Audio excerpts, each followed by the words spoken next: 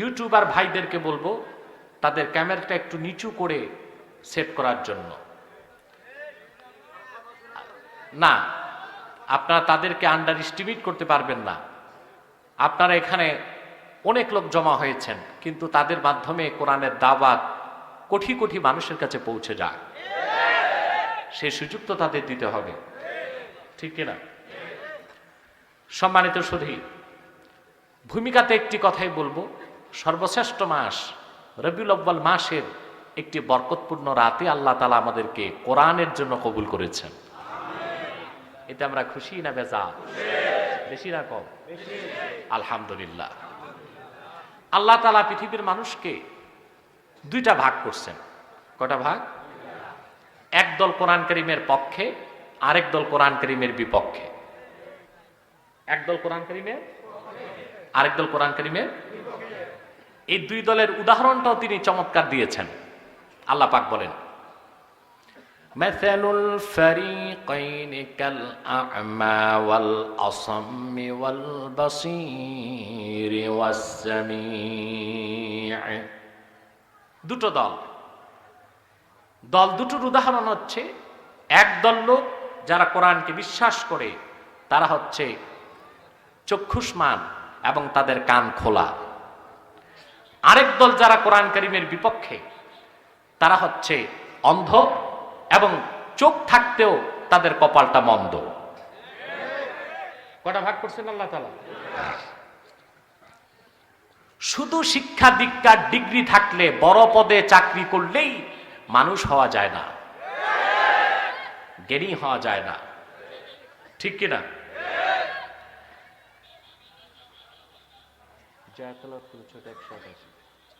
কথা বুঝতেছেন? অনেক শিক্ষা দীক্ষা ডিগ্রি থাকলেই কি হওয়া যায় না?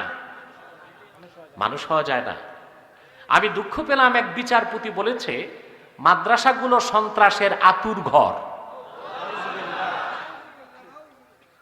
বিচারকের মুখে যদি এইরকম অবিচারের কথা শোনা যায়, এইরকম বিচারক যে দেশের মানুষের কপালে, ওই দেশের মানুষ কোনোদিন সুষ্ঠু বিচার পেতে পারে না। এক সাবেক বিচারপতি, বিতর্কিত বিচারপতি, সে বলেছে মাদ্রাসাগুলো সন্ত্রাসের আতুর ঘর, ডেলিভারি রুম। মাদ্রাসায় সন্ত্রাসী তৈরি করি আমরা না। সরকারের গোয়েন্দা সংস্থা তো রিপোর্ট বের করে দিচ্ছে, এদেশে কোনো সন্ত্রাসী হামলায় বাংলাদেশের মুসলমান জড়িত না।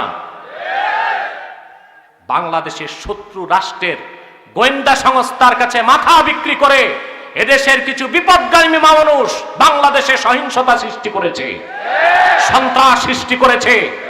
তারা একজন মাদ্রাসার ছাত্র নয়, তোমাদের বিশ্ববিদ্যালয়ের ছাত্র। অতএব সন্ত্রাসের আতুরঘর বলতে হলে মাদ্রাসা নয়, বিশ্ববিদ্যালয়কে বলো বিচারপতি। বললে বিশ্ববিদ্যালয়কে বলো। মাদ্রাসায় সন্ত্রাসী তৈরি করা হয় না, মাদ্রাসায় তৈরি করা হয় আল্লাহওয়ালা,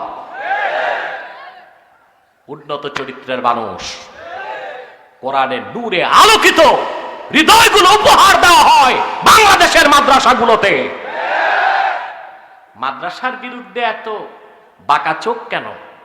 কারণ আপনারা জানেন, বাংলাদেশে এক একটি মাদ্রাসা ইসলামের এক একটি দুর্গ। যতদিন দেশে মাদ্রাসা থাকবে, ইসলাম বিরোধী শক্তির স্বপ্ন বাংলাদেশে পূরণ হতে দেওয়া হবে না, হবে না, হবে না। অতএব শিক্ষা, বড় চাকরি আর ডিগ্রি থাকলেই জ্ঞানী হওয়া যায় না। জ্ঞানী হতে এই কোরআনের আলো দরকার। কোরআনের পক্ষে যারা, আল্লাহ বলেছেন তাদের চোখ আছে, কান আছে। আর কোরআনের পক্ষে সে উকিল হোক, ম্যাজিস্ট্রেট হোক, ব্যারিস্টার হোক আর বিচারপতি হোক, যদি কোরআনের বিপক্ষে হয়, তার চোখ থাকতে সে অন্ধ আর কান থাকতে বয়রা, বধির। বয়রা বুঝেন? ভাইরা না, বয়রা, ঠিক কিনা? সম্মানিত সুধী, তাহলে আমরা কোন দলে আছি আজকে? অন্ধ বধির না চক্ষুষ্মান কান খোলা মানুষের দলে? আলহামদুলিল্লাহ বলবেন না? আপনারা তো বাংলাদেশে বহুত কিছু দেখলেন, মতবাদ তো আর কম দেখেন নাই। এক এক দলের এক এক মতবাদ, ঠিক কিনা? কেউ সোশ্যালিজম, কেউ কমিউনিজম, কেউ সেকুলারিজম, কেউ ন্যাশনালিজম, কেউ ডেমোক্রেসি, কেউ অ্যারিস্টোক্রেসি। মতবাদের তো শেষ নাই। সবাই আপনাদেরকে সোনার হরিণ হাতে তুলে দিছে নাকি? না ঘোড়ার ডিমও দিতে পারে নাই। কথা বলেন, আপনাকে রাগ করছেন? সবাই যারা যারা ওয়াদা করে, কোন দলকে বলছি না, সব দলকে বলছি, ওরা কি আমাদের হাতে সোনার হরিণ তুলে দিছে না ঘোড়ার ডিমও দিতে পারে নাই? ঘোড়ার ডিম বলতে কিছু নাই। এই জন্য বললাম, ইহকালীন কল্যাণ, পরকালীন মুক্তির জন্য এই কোরআনের কাছে ফিরে আসতে হবে, ঠিক কিনা? আমাদের ইহকালও দরকার, পরকালও দরকার। আল্লাহ কি বলছেন শুধু মসজিদ মাদ্রাসায় বসে তসবিহ জপো, না দুনিয়াদারিও করতে বলছেন? আচ্ছা বলেন, সমাজের সব ভালো মানুষ যদি শুধু নামাজ রোজা মসজিদ আর খানকা নিয়া থাকে, তে বাজার ঘাট, সমাজ রাষ্ট্র ওগুলোতে বসবে কারা? খারাপ মানুষ। ভালো মানুষ সব যদি মসজিদ খানকার মাদ্রাসায় বসে যায় আর ময়দান খালি করে দেয়, ওই জায়গাটা দখল করবে কারা? ভালো মানুষ না খারাপ মানুষ? এই জন্যে কোরআন মানুষকে ইহকালীন কল্যাণও দেয়, পরকালীন মুক্তিও দেয়। আমরা দুইটা দুনিয়া, দু জাহানের কামিয়াবি চাই, চাই কি না? না শুধু আখেরাত হলে চলবে? দুনিয়া লাগবে? হযরত আনাস বিন মালিক রাদিয়াল্লাহু তাআলা আনহু, আল্লাহর হাবিবের জলিলুল কদর সাহাবী, ওনার বয়স যখন 10, ওনার মা ওনাকে রাসূলুল্লাহর খেদমতে নিয়ে গেলেন। আল্লাহর হাবিব যখন মক্কা থেকে হিজরত করে মদিনাতুল মুনাওয়ারা গেলেন, তখন আনাসের বয়স মাত্র 10। তিনি বলেন, আমার মা আল্লাহর হাবিবের খেদমতে যে বললেন, ইয়া রাসূলুল্লাহ, ইয়া হাবিবাল্লাহ, খুআইদিমুকা আনাস। আরবিতে খাদেমের তাসগীর হলো খুআইদিম। তিনি বললেন, ইয়া রাসূলুল্লাহ, আপনার সাহাবীগণের মধ্যে সবচেয়ে ছোট্ট খাদেম আমার কলিজার টুকরা আনাস, বয়স মাত্র 10। আমি আপনার কদমে তারে সোপর্দ করে দিলাম। এই সন্তান আমার আর দরকার নাই, শুধু আপনার খেদমত করবে। তবে আমি চাই আমার সামনে আমার সন্তানকে আপনি একটু দোয়া করে দেন। সুবহানাল্লাহ বলবেন। আল্লাহর হাবিব কি দোয়া করলেন তা কি শুনতে চান? পিছের লোক কথা বললো না, শুধু শুনবেন না, মনেও রাখবেন। শুধু মনে রাখবেন না, আমল করবেন। কিভাবে? আপনি আপনার সন্তানকে এইরকম দোয়া করবেন। কেউ দোয়া চাইতে আসলে এইরকম দোয়া আপনিও করবেন, মনে রাখবেন। হাদিস সাক্ষী, আল্লাহর হাবিব আনাস বিন মালিকের মাথায় হাত রেখে দোয়া করলেন, আল্লাহুম্মা বারিক ফি মালিহি ওয়া আওলাদিহি ওয়া আতিল উমরাহ ওয়াগফির যামবা। আল্লাহ তুমি আনাসের মালে বরকত দিয়ে দাও, তার আওলাদে বরকত দিয়ে দাও, তার হায়াত লম্বা করে দাও, পরকালে তার জীবনের সব গুনাহ মাফ করে দাও। আল্লাহর হাবিব কয়টি দোয়া করলেন? ভালো করে খেয়াল করেন। আনাসের মালে বরকত দাও, আওলাদে বরকত দাও, তার হায়াত লম্বা করে দাও, আখেরাতে তার গুনাহ মাফ করে দাও। রাসূলুল্লাহ 4টি দোয়া করলেন আনাসের জন্য, 3টাই দুনিয়ার জন্য, একটি মাত্র আখেরাতের জন্য। তো ভালো মানুষের দুনিয়াদারি দরকার আছে না নাই? বলেন না। সমাজ, পরিবার, সমাজ, রাষ্ট্রে নেতৃত্ব দিবে চোর চোট্টা দুর্নীতিবাজরা, না আল্লাহওয়ালা পরহেজগার মুসলমান? ছেলেরা বলেন মুসলমান। ভালো মানুষ কাদের নেতৃত্ব দরকার? এই জন্য কোরআন কারীমের পক্ষে যারা, তাদের দুনিয়াও লাগবে, জোরে বলেন আখেরাতও লাগবে। আমার ভাইয়েরা, সেই দুনিয়া ও আখেরাতের কল্যাণ দিতে পারে এই কোরআন। কে দিতে পারেন? সেই কোরআনের জন্য জীবন উৎসর্গের প্রস্তুতি আছে, জোরে বলেন আছে। আমরা বজ্রের সবটুকুন শক্তি কেড়ে, আপাদমস্তক শক্তি সঞ্চয় করে ইসলামের শত্রু কাফের মুশরিক নাস্তিক সংশয়বাদীদেরকে জানিয়ে দিতে চাই, বাংলাদেশের মুসলমান ৩০ লক্ষ মুসলমানের রক্তের বিনিময়ে যেই দেশ স্বাধীন হয়েছে, সেই দেশের স্বাধীনতার মূল চেতনা ইসলাম ও মুসলমান। সে বাংলাদেশে যতদিন বেঁচে আছি আল্লাহর কোরআন নিয়ে বেঁচে থাকতে চাই, কোরআনকে নিয়ে চলতে চাই, কোরআনকে নিয়ে মরতে চাই, কোরআনকে বুকে নিয়ে আল্লাহর সামনে দাঁড়াতে চাই।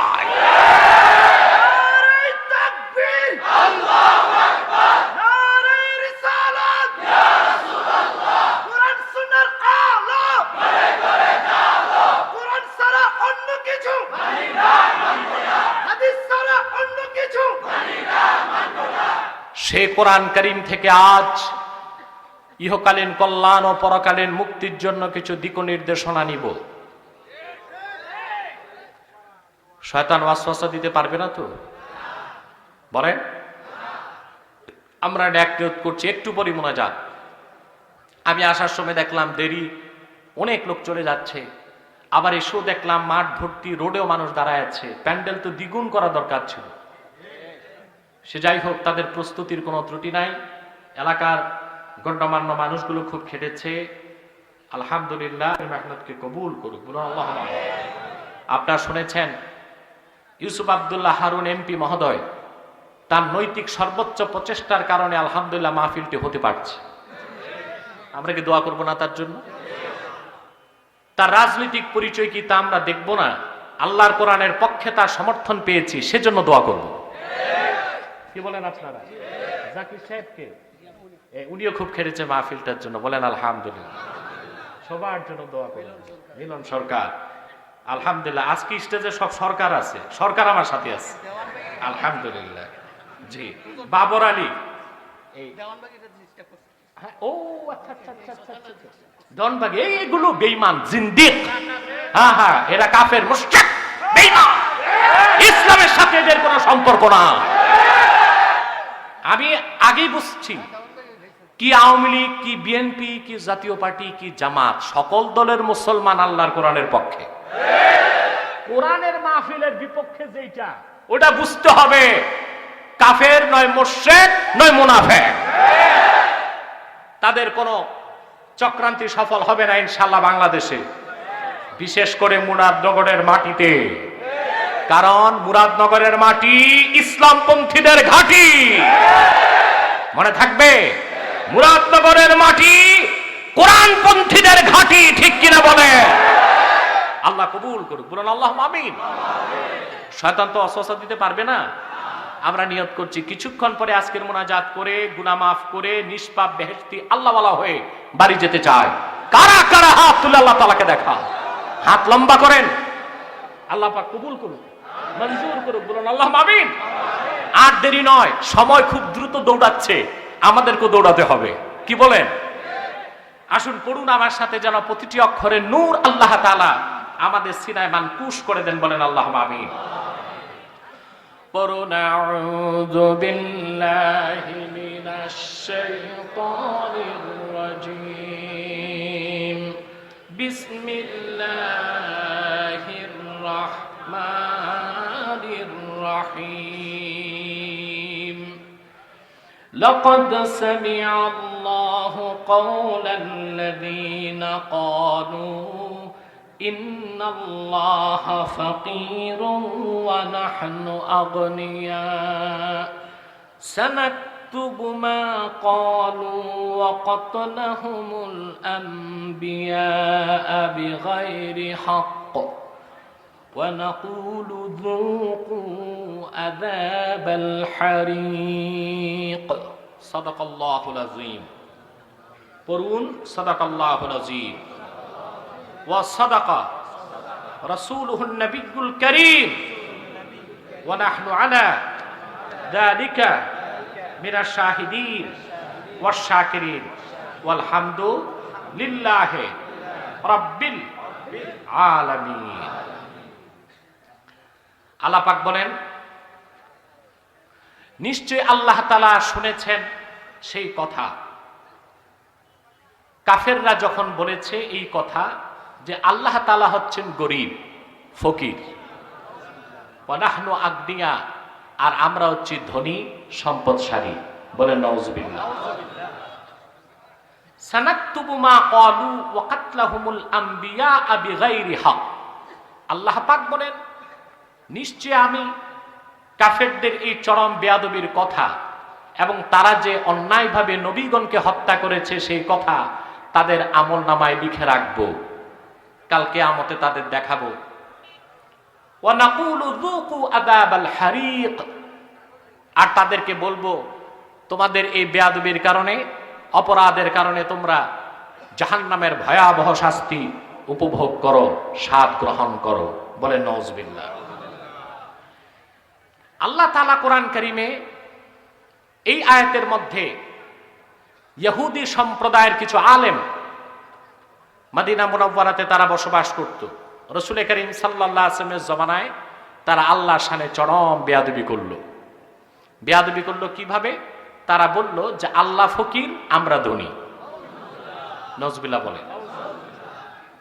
আল্লাহ তাআলা তাদের সেই বেয়াদবির কথাটি তুলে ধরেছেন কিয়ামত তক মানব জাতিকে এ কথার শিক্ষা দিয়ে রাখার জন্য যে ইহুদিরা জন্মসূত্রেই চরম পর্যায়ের বেয়াদব। এই আয়াত কেন নাজিল হলো, এই ব্যাপারে ইবনে আবি হাতেম তার তাফসিরে সুস্পষ্টভাবে উল্লেখ করেছেন। একই কথা হাফিজ ইবনে কাসিরও তাফসির ইবনে কাসির উল্লেখ করেছেন। হযরত আবু বকর সিদ্দিক রাদিয়াল্লাহু তাআলা আনহু একদিন মদিনা মুনাওয়ারাতে হাঁটতেছেন, আর মদিনা মুনাওয়ারাতে ছিল ইহুদিদের একটি মাদ্রাসা রাসূলুল্লাহ সাল্লাল্লাহু আলাইহি ওয়াসাল্লামের জমানায়। কথা বুঝতেছেন? দাখালা আবু বকর সিদ্দিক রাদিয়াল্লাহু তাআলা আনহু বাইতুল মিদ্রাস, যেখানে ওরা পড়াশোনা করতো, ওদের তাওরাত কিতাব ইহুদিরা, ওই ঘরের নাম ছিল কি? বাইতুল মিদ্রাস। মাদ্রাসা না, মিদ্রাস। ওখানে ওরা বসতো, কিভাবে কোরআন কারীমের অপব্যাখ্যা করা যায় এগুলো গবেষণা করত। ইসলামের বিরুদ্ধে কিভাবে মদিনা মুনাওয়ারায় চক্রান্ত করা যায় এগুলো চিন্তা করত। বুঝতেছেন কথা? সিদ্দিক আকবর সেখানে ঢুকলেন। ফাওয়াজাদা মিন ইয়াহুদ উনাসান কাসীরান ক্বাদ ইজতামাউ ইলা রাজুলিন মিনহুম ইউকালু লাহু ফিনহাস। সিদ্দিক আকবর যে দেখলেন প্রচুর ইহুদি ঘরটায় বসে আছে, নেতা হিসেবে বসে আছে ইহুদিদের বড় নেতা ফিনহাস। কথা বুঝতেছেন? ওয়া কানা মিন উলামাইহিম ওয়া আহবারিহিম, সে ছিল মদিনা মুনাওয়ারাতে সেই যুগে ইহুদিদের সবচেয়ে বড় আলেম। আলেম ইহুদিও হইতে পারে, কথা বলেন। আলেম ইহুদি হইতে, আলেম ইহুদির দালালও হইতে পারে, পারে কিনা? সেখানে আবু বকর সিদ্দিক রাদিয়াল্লাহু তাআলা আনহু প্রবেশ করলেন, যে ফিনহাসকে বললেন, ওয়াইহাকা ইয়া ফিনহাস ইত্তাকিল্লাহা ওয়াসলিম ফাওয়াল্লাহি ইন্নাকা লাতা'লামু আন্না মুহাম্মাদান সাল্লাল্লাহু আলাইহি ওয়াসাল্লাম রাসূলুল্লাহ ক্বাদ জাআকুম বিল হাক্কি মিন ইনদিহি তাজিদুনাহু মাকতুবান ইনদাকুম ফিত তাওরাত। ফিনহাসকে, যে ইহুদি বড় আলেমকে, যে আবু বকর সিদ্দিক বললেন, ফিনহাস, আল্লাহকে ভয় করো আর ইহুদি ধর্ম ত্যাগ করে ইসলাম কবুল করে মুসলমান হয়ে যাও। সুবহানাল্লাহ বলবেন না? রাত তো অনেক বেশি, আমার মনে হয় যারা দ্রুত যেতে চায় তারা চলে যাক। আপনারা কি বলেন? যারা যেতে চায় দ্রুত চলে যাক। আমি নিজেও দুঃখিত, অনেক রাত হয়ে গেছে। এটা ছিল মুনাজাতের সময়, ঠিক কিনা? যারা যাওয়ার চলে যেতে পারে। আর আপনারা যারা মনে করেন কিছুক্ষণ পর আমার সাথে মুনাজাত করে গুনাহগুলো মাফ করে যাবেন, তারা ধৈর্যের সাথে বসে থাকেন। আমি খুব দ্রুত সামনের দিকে বাড়ছি। আবু বকর সিদ্দিক রাদিয়াল্লাহু তাআলা আনহু দাওয়াত দিলেন কাকে? আমার দিকে তাকান। ঘুমাচ্ছেন? কে কে ঘুমান? হাত উঠান।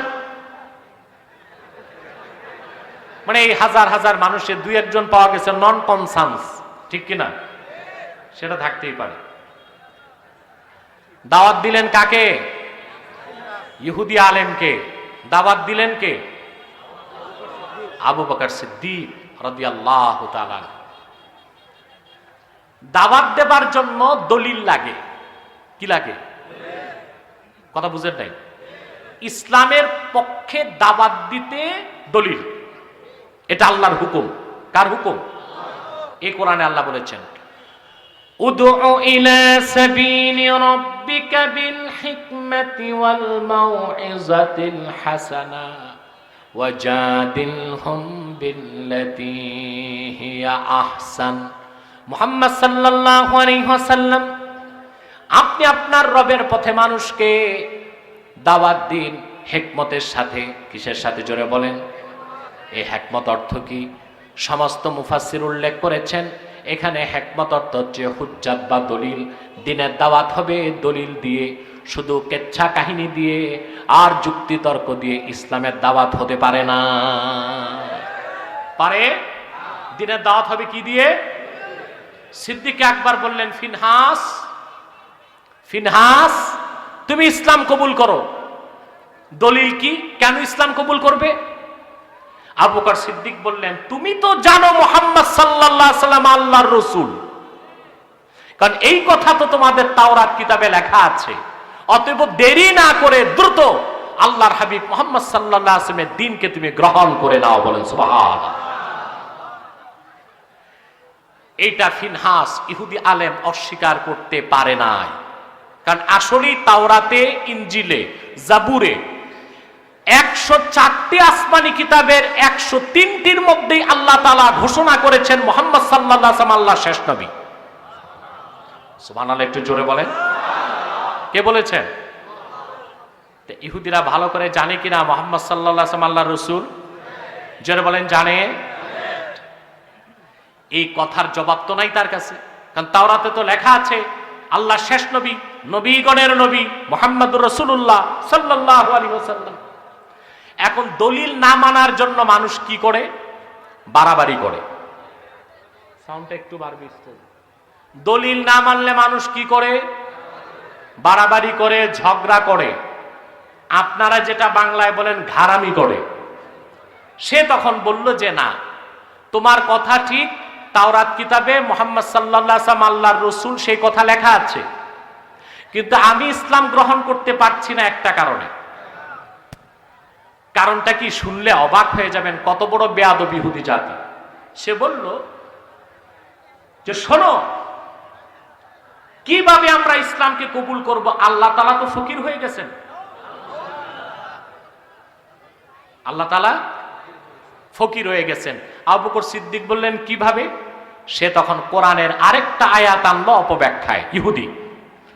সে বলল, আল্লাহ তাআলা কোরআন কারীমে বলেছেন, মান যাল্লাযী ইউকরিদুল্লাহ করদান হাসানা। তোমাদের মধ্যে কে আছে যে আল্লাহকে উত্তম ঋণ দান করবে? ইহুদি জাতি কত বড় বেয়াদব। সে বলল, আল্লাহ যদি গরিব না হইতো তাহলে ঋণ কেন চাইছে? নাউজুবিল্লাহ বলবেন না? আল্লাহ যদি গরিব না হইতো ঋণ কেন চাইছে? আল্লাহ কি ঋণ নিজের জন্য চাইছে না বান্দার জন্য? আল্লাহ বলছেন, তুমি যদি 1 টাকা বান্দাকে দান করো, আমি 700 গুণ বাড়ায় কিয়ামতে দিব। বেয়াদবটা বলল, আল্লাহ ফকির হয়ে গেছে, ঋণ চাইছে আমাদের কাছে, আবার 700 গুণ বাড়ায় ফেরত দিবে, আবার সুদও খাইতে বলছে, আবার সুদও দিবেন। তিনি নিজে সুদ খাইতে নিষেধ করেন, তিনি নিজে সুদ দিবেন কেন? কোথায় কর্জে হাসানা আর কোথায় সওয়াব, আর কোথায় দুনিয়ার ঋণ আর কোথায় সুদ? ইহুদি কি তা বুঝতো না? বুঝতো। এর নাম অপব্যাখ্যা। এর নাম কি? বাংলাদেশে এখন অপব্যাখ্যা করার মৌলবী আছে কিনা বলেন? যারা বলেন আছে কিনা? এমন কিছু মৌলবী এখন দেখতে পাই, এখন তারা ওয়াজ মাহফিলের সুযোগ নাই, ব্রাহ্মণদের সাথে প্রোগ্রাম করতেছে। আপনারা জানেন কিনা? শুনলাম আমি আজকে ওয়াজ মাহফিলে এই দেশে তাদের কোনো গ্রহণযোগ্যতা নাই, উঠে গেছে, এখন ব্রাহ্মণদের সাথে তারা প্রোগ্রাম শুরু করে দিছে। আমরা আল্লাহর কাছে তাদের হেদায়েত কামনা করি। বলুন আল্লাহুম্মা আমিন। বাংলাদেশে অপব্যাখ্যা করার বহুত মৌলবী আছে। কথাটা শোনার পর আল্লাহর শানে তো বেয়াদবি, আবু বকর সিদ্দিক বরদাস্ত করতে পারেন না। হাদিস সাক্ষী, ফাদারাবা আবু বকরিন ওয়াজহা ফিনহাস দরবান শাদীদা। পুষ্পের মতো কোমল আবু বকর সিদ্দিক সর্বশক্তি দিয়ে ইহুদি আলেমের গালে এক থাপ্পড় লাগাই দিছে। সুবহানাল্লাহ কইবেন না? এক থাপ্পড়ে ইহুদির গালে 5 আঙ্গুলের দাগ বসে গেছে। কয় আঙ্গুল? ইহুদি দৌড়ায়া ফিনহাস আল্লাহ রসুলের কাছে আসছে, এসে বলেন, ইয়া রাসূলুল্লাহ সাল্লাল্লাহু আলাইহি ওয়াসাল্লাম,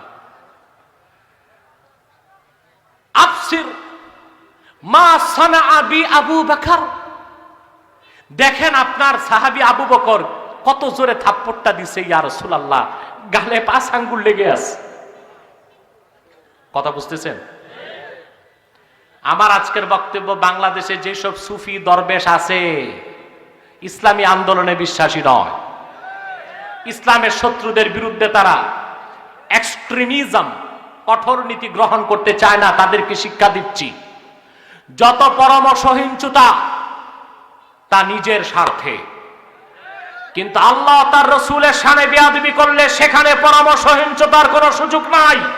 সিদ্দিক আকবরের শিক্ষা হচ্ছে, আল্লাহ তার রাসূলের শানে কেউ বেয়াদবি করলে সর্বশক্তি দিয়ে তারে আঘাত করো। এক থাপ্পড়ে 5 আঙ্গুল বসায় দিছে। থাপ্পড় দিয়ে সিদ্দিক আকবর বললেন, যদি আল্লাহ রসুল তোমাদের সাথে চুক্তি না করতেন, হিজরতের আগে রসুলকে, হিজরতের পর রাসূলুল্লাহ সাল্লাল্লাহু আলাইহি ওয়াসাল্লাম মদিনা মুনাওয়ারাতে চুক্তি করেছিলেন ইহুদিদের সাথে, চুক্তি যদি না থাকতো থাপ্পড় না, আমি আবু বকর তরবারি দিয়ে তোমার গর্দান কেটে ফেলতাম। এখন রাসূলুল্লাহর সামনে যে বলল, দেখেন আবু বকর আমাকে কত জোরে থাপ্পড় দিয়েছে। আল্লাহর হাবিব বললেন, আমার আবু বকর তো খুব ঠান্ডা মানুষ, এ হঠাৎ গরম হইল কেন? কারণ তো থাকতে হবে একটা। আবু বকর ঠান্ডা মানুষ।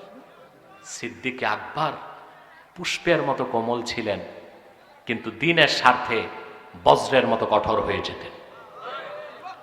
আল্লাহ রাসূল সাল্লাল্লাহু আলাইহি ওয়াসাল্লাম দুনিয়া থেকে বিদায় নেবার পর আরবের এক এলাকার লোক যাকাত দিবেন অস্বীকার করছে।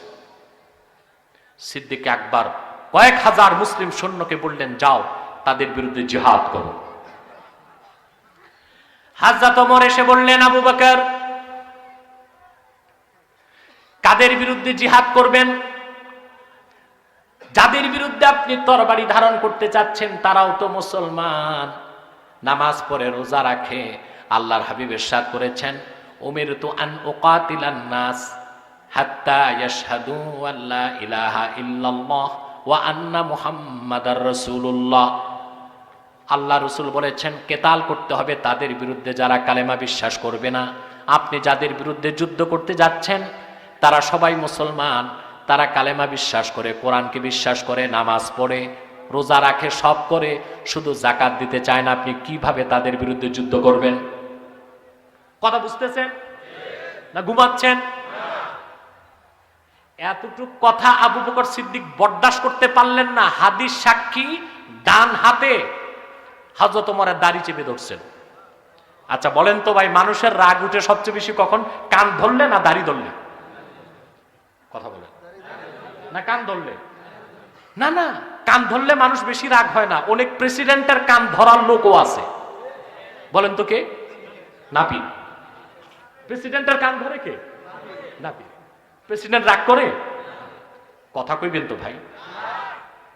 প্রেসিডেন্ট ট্রাম্প এবং জো বাইডেন, তাদের কান ধরার লোক আছে না নাই? ওই লোকগুলোর নাম কি? নাপিত। কান ধরে ডানে ঘুরায়, বামে ঘুরায়, উপরে নেয়, নিচে নেয়, কিছু করার নাই। নাপিতকে কাজ করার সুযোগ দিতে হবে। হ্যাঁ, কারণ কথা আছে, বিপদে বলে মানুষ গাধারও বাপ বানায়। কান ধরলে মানুষ এত রাগ করে না, দাড়ি ধরলে। সিদ্দিক আকবর পুষ্পের মতো কোমল মানুষটা বজ্রের মতো কঠিন হয়ে গেলেন। ডান হাতে চেপে ধরলেন ওমরের দাড়ি। ওমর কে? সাধারণ মানুষ। হাদিসে এসেছে, ইয়াফিরু শায়তানু মিন জিল্লি ওমর, ওমরের ছায়া দেখলে শয়তান দৌড় দিত। সে লোকের দাড়ি চেপে ধরছে হযরত আবু বকর। বললেন, শোনে রাখ ওমর, ওয়াল্লাহি লা উকাতিলান্না মান ফাররাকা বাইনা সালাতি ওয়াজ যাকাত। আমি আবু বকর আল্লাহর পবিত্র সত্তার কসম করে বলছি, যাদের বিরুদ্ধে যুদ্ধ করতে যাচ্ছে ওরা ইসলামের সব মানে শুধু জাকাত দিবে না, নামাজ পড়বে, জাকাত দিবে না, নামাজ আর জাকাতে পার্থক্য করবে যারা, তাদের বিরুদ্ধে আমি আবু বকর লড়াই করব, জিহাদ করব।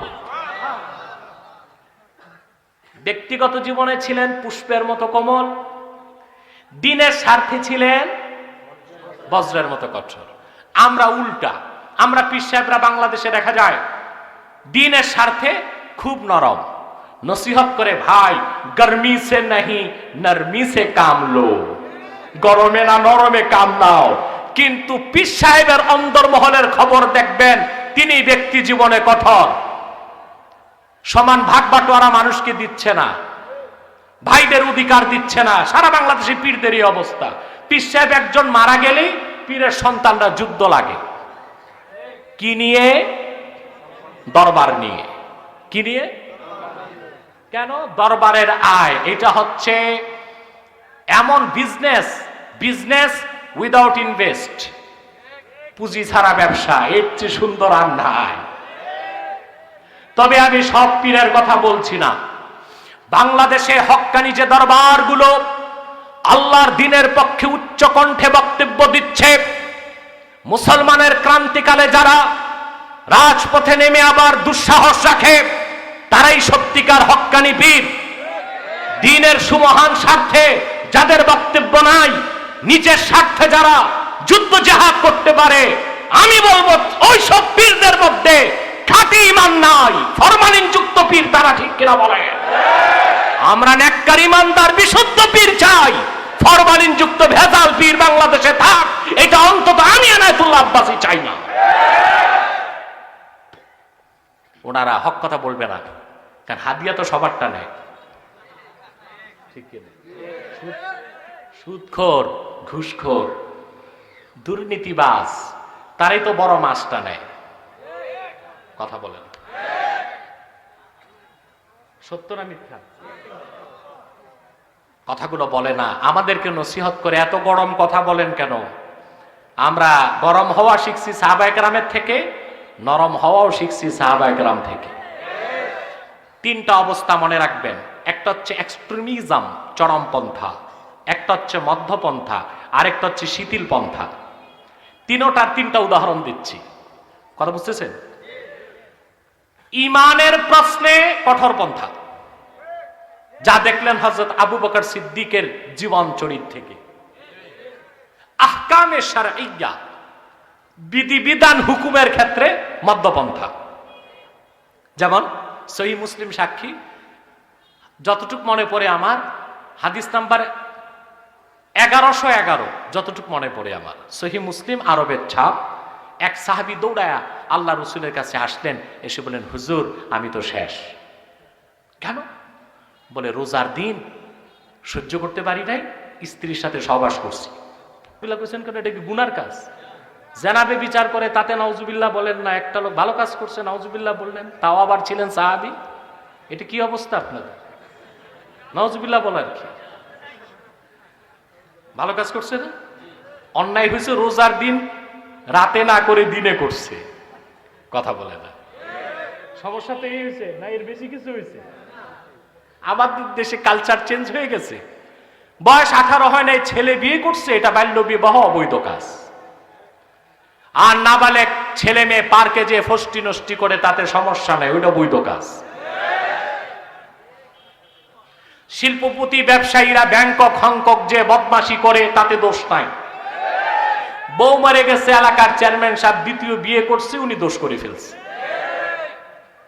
এটা কেমন হলো? এখানে কোনো চেয়ারম্যান নাই তো? আপনি? আচ্ছা আচ্ছা আচ্ছা আচ্ছা, আলহামদুলিল্লাহ। আশা করছে, দোয়া করেন। জাকির সাহেব কোনো আশা আছে নাকি? আপনিও চেয়ারম্যান? মাশাআল্লাহ। তাহলে আপনি বুড়া মানুষ, জোয়ান মানুষের সুযোগ দিয়ে দেন একবার। চিন্তা করছেন? এই বিয়া সব রাখেন, আমি রাজনীতি করতে আসি নাই, আমি একটু মজা করলাম ওনাদেরকে নিয়ে। আমি দোয়া করব সবার জন্য, আল্লাহ যার কিসমতে রাখছে সেই চেয়ারম্যান হবে। ঠিক কিনা? আল্লাহ ভালো করুক। কথা বুঝতেছেন? হংকক ব্যাংকক যে বদমাশি করে, তাতে দোষ নাই। দেশে বউ মরে গেছে, বুড়া মানুষ বিয়ে করছে কইটা, খাটাস। নজবিলা বলবেন, কাজটা কি খারাপ করছে না ভালো করছে? ভালো করছে না? সাহাবী রমজান মাসে দিনের বেলা স্ত্রীর কাছে গেছে। দোষ তো এতটুকু, গেছে তো স্ত্রীর কাছে নাকি?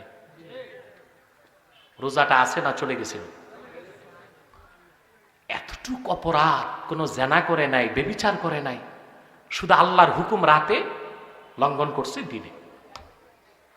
দৌড়ায় এসে বলেন, ইয়া রাসূলুল্লাহ, আমি তো শেষ। আল্লাহর হাবিব বললেন, কেন? বলে, দিনের বেলা স্ত্রীর কাছে গেছি। আল্লাহর হাবিব তাকে কোনো ধমক দিলেন না, শাসন করলেন না, শুধু বললেন, তুমি কি গোলাম আজাদ করতে পারবে নাকি? সে বলল, আমার কোনো গোলাম নাই, আমি গরিব মানুষ। আল্লাহর হাবিব বললেন, সমস্যা নাই, হাল তাস্তাতিউ আন তাসুমা শাহরাইনি মুতাতাবিআইন, তুমি কি এক নাগারে 2 মাস রোজা রাখতে পারবে কিনা? এটা আপনারা জানেন, একটি রোজা যদি ভাঙ্গে নিচ্ছে করে কাফারা কয় মাস রোজা? সেজন্য কি দরকার দিনের বেলা স্ত্রীর কাছে যে 2 মাস রোজার পানিশমেন্ট নেওয়া? রাতে তো অনেক সময় আছে, কথা বলেন ঠিক কিনা? আল্লাহর হাবিব বললেন, হাল তাস্তাতিউ আন তাসুমা শাহরাইনি মুতাতাবিআইন, তুমি কি এক নাগারে 60টা রোজা রাখতে পারবা কাফারা? সাহাবী বললেন, ইয়া রাসূলুল্লাহ, এটাও পারবো না। খেয়াল করতেছেন? আল্লাহর হাবিব বললেন, হাল তাস্তাতিউ আন তুতইমা 60 মিসকিনা, তুমি কি 60 জন মিসকিনকে খাওয়াতে পারবে নাকি? সে বলল, হুজুর, আমি সম্পদশালী নই, এটাও তো পারবো না। খেয়াল করতেছেন? মধ্যপন্থা বুঝতেছেন? দুঃখ লাগে আমার, গত মাস 2 আগে ইঞ্জিনিয়ারিং ইনস্টিটিউট ভিআইপি লাউঞ্জে একটা প্রোগ্রামে আমি ছিলাম, প্রধান আলোচক ছিলাম। প্রবীণ এক আলেম দাঁড়িয়ে কোরআন শরীফের আয়াতের অপব্যাখ্যা করছে, ইসলামে কঠোর পন্থা নাই, সব মধ্যপন্থা। আমি তারে সংশোধন করতে পারি নাই, কারণ তিনি বক্তব্য দিতে পারেন নাই পুরা, হলের সময় শেষ, বক্তব্য আগে স্থগিত হয়ে গেছে। সব ক্ষেত্রে মধ্যপন্থা না, ইসলাম ইমানের প্রশ্নে চরম পন্থাকে নির্ধারণ করে দিয়েছে। আমরা চরম বলবো না, বলবো কঠোর পন্থা নির্ধারণ করেছে। আহকামে শারঈয়্যা, বিধি বিধান, ইবাদত বন্দেগীতে ইসলাম মধ্যপন্থা দিয়েছে। বেদিনের কাছে দাওয়াত পৌঁছানোর ক্ষেত্রে শিথিল পন্থা দিছে। কথা বুঝতেছেন? খেয়াল করেন ভালো করে। সাহাবী বলেন, হুজুর, 60 জন মিসকিনকে খাওয়াবো কোত্থেকে? নিজেই তো ঠিক মতো। হাদিস সাক্ষী, এমন সময় আল্লাহর হাবিবের কদমে খেজুরের একটা হাদিয়া আসলো। আল্লাহর হাবিব তাকে বললেন, যাও, এই খেজুরটা তোমার চেয়ে গরিব মানুষকে দান করে দাও। লোকটি বলল, ইয়া রাসূলুল্লাহ, সারাটি মদিনাতুল মুনাওয়ারায় আপনার সাহাবীগণের মধ্যে আমার চেয়ে গরিব তো আর কেউ নাই। কেন কথা বলেন কেন? কি সমস্যা এখানে? কথা খেয়াল করতেছেন? সাহাবী বলেন, হুজুর, কাফারা যে আমার চেয়ে গরিবকে দিব? আমার চেয়ে গরিব তো মদিনা মুনাওয়ারায় কেউ নাই। হাদিস সাক্ষী সহিহ মুসলিম। আল্লাহর হাবিব এই কথা শুনে বেহেশতের হাসি হাসলেন। সাহাবী বলেন, হাত্তা বাদাত আনিয়াবুহু, আল্লাহর হাবিব যখন বেহেশতের হাসি হাসলেন, রাসূলুল্লাহর নূরময় দাঁতের জ্যোতি আমরা দেখতে পেলাম। হুজুর বললেন, সমস্যা নাই, খেজুর বাড়ি নিয়ে যাও, তুমি আর তোমার পরিবার পরিজনকে একসাথে মিলে খাও। এর নাম ইসলাম। এর নাম কি? সুবহানাল্লাহ বলবেন না? এক যুবক আসছে, মাজমাউজ জাওয়ায়েদের হাদিস, ইমাম হায়সামি রওয়ায়াত করেছেন। যুবক এসে আল্লাহ রাসূলের সামনে দাঁড়ায় বলল, হুজুর, আমি তো ইসলামের সব মানি, একটা বদঅভ্যাস ছাড়তে পারতেছি না। আল্লাহর হাবিব বললেন, কি বদঅভ্যাস? বলে, আমি জিনা করি। আচ্ছা বলেন তো ভাই, কথা যদি আমাদের কোনো মুরিদ আমাদের কাছে বলে, আমরা চেয়ার থেকে একটা লাভ দিব কিনা? কথা বলে না। লাঠি একটা খুঁজবো কিনা? কিন্তু রাহমাতুল্লিল আলামিন, নবীগণের মাথার তাজ মুহাম্মদ সাল্লাল্লাহু আলাইহি ওয়াসাল্লাম, আল্লাহ পাক ওনাকে কি রকম খুলুকুন আজিম দিয়েছিলেন চিন্তা করেন। উম্মতকে শিক্ষা দিয়েছেন, মানুষের সাথে কিভাবে মদ্যপন্থার আচরণ করতে হয়। সুবহানাল্লাহ বলবেন না? যুবক এসে বললেন, হুজুর আমার বদ অভ্যাস ছাড়তে পারি না, বেশি বেশি আমি জেনা করি, ছাড়তে পারতেছি না। আল্লাহর হাবিব তাকে ধমক দিলেন না, শুধু একটি কথা বললেন, হে যুবক, যদি তোমার মায়ের সাথে কেউ জেনা করে তোমার কেমন লাগবে? বলে মানবো না। তোমার স্ত্রীর সাথে যদি কেউ জেনা করে সেটাও মানবো না, তোমার বিবির সাথে কেউ যদি জেনা করে তাও মানবো না। আল্লাহর হাবিব বললেন, তুমি যেই মহিলাদের সাথে জেনা করো তারা তো কারো মা, কারো বোন, কারো স্ত্রী, তা কি একবারও তোমার মনে জাগে না? সাহাবী বলেন, আমি আল্লাহর রাসূলের কদম থেকে বের হবার পরে জেনার প্রতি আমার এত বিরক্ত আসলো, জিন্দেগিতে কোনোদিন পরনারীর দিকে চোখ তুলে তাকাই নাই। আল্লাহু আকবার! ইসলামের শিক্ষা, ইসলাম ইবাদত, মুআমালাত, মুআশারাত, দা ল অফ শরিয়া, আহকামে শরিয়ার ক্ষেত্রে ইসলাম মধ্যপন্থা দিয়েছে। কি দিয়েছে? অতএব সেই মধ্যপন্থার দোহাই সব জায়গায় চলবে না। চলবে? কাফের মুশরিক বেঈমান তাগুতকে যদি দ্বীনের দাওয়াত দিতে চান, কি দিতে চান? বিশেষ করে রাজা বাদশাদেরকে, ওইখানে কঠোর পন্থা চলবে না। পন্থা হবে শিথিল পন্থা। কি পন্থা? আল্লাহ রাব্বুল আলামিন মূসাকে ডেকে বলেন, মূসা, হারুন, তোমাদের দাওয়াতের কাজে বের হতে হবে। কি কাজে? মূসা জিজ্ঞেস করেন, আল্লাহ কোথায় যাব? আল্লাহ বললেন, ফেরাউনের কাছে। দাওয়াত যাকে দিবে লোকটা কেমন ছিল? দুনিয়ার নাম্বার 1 টেররিস্ট, সন্ত্রাসী। ঠিক কিনা? কথা বলে না? কি ছিল? টপ মোস্ট টেররিস্ট, বড় শয়তান, আখবাস, খবিস ফেরাউন। তার নিয়মিত সৈন্য ছিল ৮০,০০০। তার কাছে যে যদি মূসা নবী গরম কথা কইতো, হিতে বিপরীত হইতো কিনা? আল্লাহ ডাক দিয়ে বললেন, ইযহাব আনতা ওয়া আখুকা বিআয়াতি ওয়া লা তানিয়া ফি যিকরি। মূসা, তুমি ইযহাবা ইলা ফিরআউন ইন্নাহু তাগা। মূসা, তুমি আর তোমার ভাই হারুন দুইজন আমার আয়াত নিয়ে, তাওরাতের বাণী নিয়ে ফেরাউনের কাছে যাও, আমার জিকির থেকে গাফেল হইও না। তারপর কি করবা আল্লাহ শিখাই দিয়েছেন, ফাকুলা লাহু কাওলান লাইয়িনান লাআল্লাহু ইয়াতাযাক্কারু আও ইয়াখশা। তোমরা দুইজন যে ফেরাউনকে যে দাওয়াত দিবা নরম ভাষায়। কি ভাষায়? কেন আল্লাহ বলে দিয়েছেন ভয়তে? না। মূসা আলাইহিস সালাম ভয় পাবেন কেন? দরকার যখন হয়েছে লাঠিটারে সাপ বানিয়েছিলেন না? এই সাপ যখন হাঁ করছে, ফেরাউন তার সিংহাসন ছেড়ে ইউটার্ন নিয়ে একটা দৌড় দিছে। আল্লাহ যে নরম কথা বলতে বলছেন কি ভয়তে? আল্লাহ বলে দিয়েছেন, লাআল্লাহু আইয়াতাযাক্কারু আও ইয়াখশা। তুমি যদি নরমে, লুৎফ, লাজ্জাতের সাথে সাবলীল ভাষায় আমার তাওহীদের দাওয়াত দাও, হতে পারে সেটা গ্রহণ করবে। তাহলে পন্থা ইসলাম কয়টা দিয়েছে? কাফের মুশরিক শিরক কুফরের বিরুদ্ধে কঠোর পন্থা, ঠিক না? দ্বীনের আহকামের ক্ষেত্রে মধ্যপন্থা, আর দ্বীনের দাওয়াত দেবার ক্ষেত্রে শিথিল পন্থা। এবার আসেন আয়াতের তাফসীরটা শেষ করে দোয়া করছি। আবু বকর সিদ্দিক এক থাপ্পড় দিলেন, গালে দাগ বসে গেছে, ঠিক কিনা? আল্লাহর হাবিবকে যে ফিনহাস বলল, আবসির মা সানা আবি আবু বকর, ইয়া রাসূলুল্লাহ দেখেন আবু বকর কত জোরে আমাকে থাপ্পড় দিয়েছে। আল্লাহর হাবিব বললেন, নরম মানুষটা এত গরম হইল কেন? সিদ্দিক আকবরকে আল্লাহর হাবিব ডাকলেন। এসে আসার পর আল্লাহর হাবিব বললেন, আবু বকর তুমি এত জোরে ইহুদি আলেমকে থাপ্পড় কেন দিয়েছ? সে তখন বলল, হুজুর, ইন্না আদুব্বাল্লাহি ক্বালা কাওলান আযীমা। এই বেয়াদবটা আল্লাহর শানে চরম বেয়াদবি করেছে, বরদাশত হয় নাই, আমি এক থাপ্পড় লাগাই দিয়েছি। এখন যেখানে ঘটনা ঘটছে সেখানে মুমিন ছিলেন কয়জন? নাম কি? আর সব ছিল কি?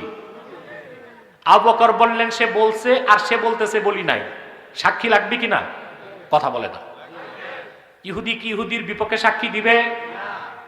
কথা বলে না।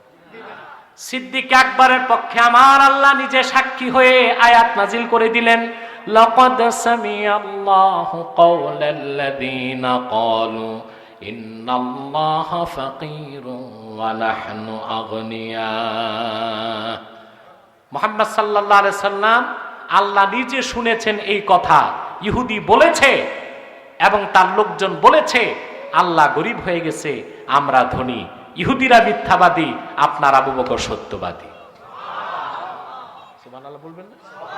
তাহলে আজকে আমরা যে মেসেজ নিয়ে বাড়ি যাব তা হচ্ছে ঈমান ও ইসলামের পক্ষে কাফের মুশরিক শিরক কুফর নির্মূলে আমাদের অবস্থান হবে কঠোর অবস্থান। ঠিক কিনা বলেন?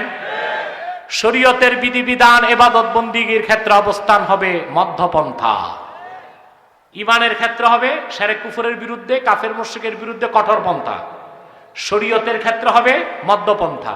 দাওয়াত দেবার ক্ষেত্রে শিথিল পন্থা। সুবহানাল্লাহ বলবেন না? আল্লাহ যেন কবুল করেন। তাহলে আমরা শেষ বার্তা নিয়ে, বিদায়ী বার্তা নিয়ে বিদায় নিচ্ছি। বাংলার আকাশের নিচে জমিনের উপরে আমাদেরকে বলিষ্ঠ পদক্ষেপ নিয়ে জানিয়ে দিতে হবে সংশয়বাদী নাস্তিক কাফের মুশরিকদেরকে, এই 14 কোটি মুসলমানের বাংলাদেশে আল্লাহ তার হাবিব মুহাম্মদ সাল্লাল্লাহু আলাইহি ওয়াসাল্লামের সুমহান আরশচুম্বী মর্যাদার বিরুদ্ধে কোনো বক্তব্য বরদাস্ত করা হবে না। সেজন্য আমরা দেশের অভিভাবকদেরকে বলবো ব্লাসফেমি আইন করতে হবে। বাক স্বাধীনতার দোহাই দিয়ে, গণতান্ত্রিক অধিকারের দোহাই দিয়ে বাংলার মাটিতে আল্লাহ আল্লাহর আখিরি নবী মুহাম্মদ সাল্লাল্লাহু আলাইহি ওয়াসাল্লামের আরশচুম্বী মর্যাদার বিরুদ্ধে কোনো বক্তব্য বরদাস্ত করা হবে না। কোরআনের বিরুদ্ধে কোনো বক্তব্য বরদাস্ত করা হবে না। এদেশের মুসলমান কঠোর হস্তে তা দমন করবে ইনশাআল্লাহ। রাজি আছেন? আল্লাহ সফলতা আমাদেরকেই দিবেন। এক টাকলা বেয়াদবি করছিল আমাদের বিরুদ্ধে, টাকলা এখন দেশে না। আমাদের দুই একটা ধমকেই ভিসা ওকে, ফ্লাইট ওকে। অতএব আমাদেরকে দলমত নির্বিশেষে, কি আওয়ামী লীগ, কি বিএনপি, কি জাতীয় পার্টি, কি জামাত, সকল দলের মুসলমানকে একটি স্লোগানে বিশ্বাসী হতে হবে, যেটা আমার স্লোগান। আমার সাথে আপনারাও বলবেন, মাসলাক যার যার, দ্বীন ইসলাম সবার। উচ্চ কণ্ঠে বলতে হবে, মাসলাক যার যার, আরেকবার মাসলাক যার যার। আল্লাহ কবুল করুন, আল্লাহ মঞ্জুর করুন। আসুন আমি আপনাদেরকে নিয়ে মোনাজাত করছি। আমরা এখন আর একটা লোক উঠবেন না, এখন দোয়া হয়ে যাবে ইনশাআল্লাহ। আমি আবারও দোয়া চাই ইউসুফ আব্দুল্লাহ হারুন সাহেবের জন্য, যিনি সর্বাত্মক নৈতিক সমর্থন দিয়েছেন মাহফিলটার জন্য। এই এলাকার মানুষ লোকজন খুব খেটেছে আলহামদুলিল্লাহ। আমাদের এই মিলন সরকার সাহেব, জাকির সাহেব, তারা খাটছে, মেহনত করছে। আপনারা এটা বেয়াদবি করছেন, মুনাজাত না করে চলে যাচ্ছেন। এত তাড়াহুড়া ভালো না। আর কিছু প্রশ্ন আসছে, এগুলো ইনশাল্লাহ আজকে না, রাত অনেক হয়ে গেছে না, কোন অবস্থায় আজকে আর রাখো, বেশি আবেগ ভালো না। অনেক মানুষ আসছে এখানে অন্তত 15 মাইল দূর থেকে, তার স্বার্থটাও আমাকে দেখতে হবে। দ্বিতীয় সমস্যা কি জানেন? সেটা হচ্ছে সিএনজি ভাড়া করছে রাত 12টা পর্যন্ত, আমি শুরুই করছি রাত 12টায়, ড্রাইভার তো গুতাগুতি করতেছে। তৃতীয় সমস্যা হচ্ছে অনেক দূরে তারা যাবে, এইটা একটা সমস্যা। আমি বুঝি না তা না, এই জন্য শুরুতে এসে আমি দুঃখ প্রকাশ করেছি, আমি খুব দেরিতে এসেছি। তারপর আল্লাহ তাআলা মাহফিলটা সফল করেছেন, চক্রান্তকারীদের চক্রান্তকে নস্যাৎ করেছেন। আল্লাহ তাআলা আমাদেরকে কামিয়াব করুক। বিশেষ করে আমাদের প্রিয় সংগঠন তাহরিকে খাতমুল উম্মাত বাংলাদেশ কাজ করে যাচ্ছে, মুরাদনগর শাখা কাজ করছে, বাঙ্গরা শাখা কাজ করছে। আপনারা যারা ঈমানের দাবিতে আল্লাহর হাবিব নূর নবী মুহাম্মদ সাল্লাল্লাহু আলাইহি সাল্লামের আশিক উম্মত হতে চান আমাদের মতো, এবং ঈমানের এবং সেই জন্য এবং ঈমানের দাবিতে আমি বলবো এই সংগঠনে আপনারা কাজ করে যাবেন, সবাই কাজ করার সুযোগ পাবেন। আলিয়া হোক, কওমি হোক, যে কোনো পীর সাহেবের মুরিদ হোক, যেই দলের লোক হোক, আপনার আব্দুল কুদ্দুসের সাথে মাওলানা আশরাফও এসেছে, তাদের সাথে যোগাযোগ রাখবেন। আল্লাহ কবুল করুক, মঞ্জুর করুক, বলুন আল্লাহুম্মা আমিন। আরেকটা হ্যান্ডেল দাও। হ্যাঁ, খুব টেনশন পাইছি, খুব কষ্ট পাইছি। জি, ওর বাড়ি হলো 30, আমার বাড়ি এটা আমার বাড়ি। আচ্ছা, এই জমিটা ধান ছিল, আমি কাইতে দিছি। আলহামদুলিল্লাহ, আলহামদুলিল্লাহ। জি, আপনার ভক্ত আগামী দিন যতদিন বেঁচে আছে ততদিন থাকতে চাই ইনশাআল্লাহ। ইনশাআল্লাহ রাখবেন নি? ইনশাআল্লাহ। আচ্ছা, যদি রাখেন তাইলে ভোট করি, আমাদের মিলন সরকার সাহেব একটা দাবি করছে। দাবিটা কি শোনেন, আবদারটা, এই পুরা মাঠ উনি ধান কেটে খালি করে দিচ্ছে। আলহামদুলিল্লাহ, উনি ফসলগুলো কেটে দিছে, আল্লাহ যেন আখেরাতে তার উত্তম ফসল দেন। তার দাবি বছরে একবার যেন প্রোগ্রামটা আমি দেই, এটা তার আবদার। সেটা এই মুহূর্তে আমি ওয়াদা করতে পারছি না, আমি চিন্তা করবো ইনশাল্লাহ। হ্যাঁ হ্যাঁ, বৃষ্টি বাদলের সময় প্রোগ্রাম হয়েছে, আল্লাহ রহমত করেছেন, বৃষ্টি বাদল হয় নাই। আল্লাহ আমাদেরকে কবুল করুন, মঞ্জুর করুন, আল্লাহ আমিন।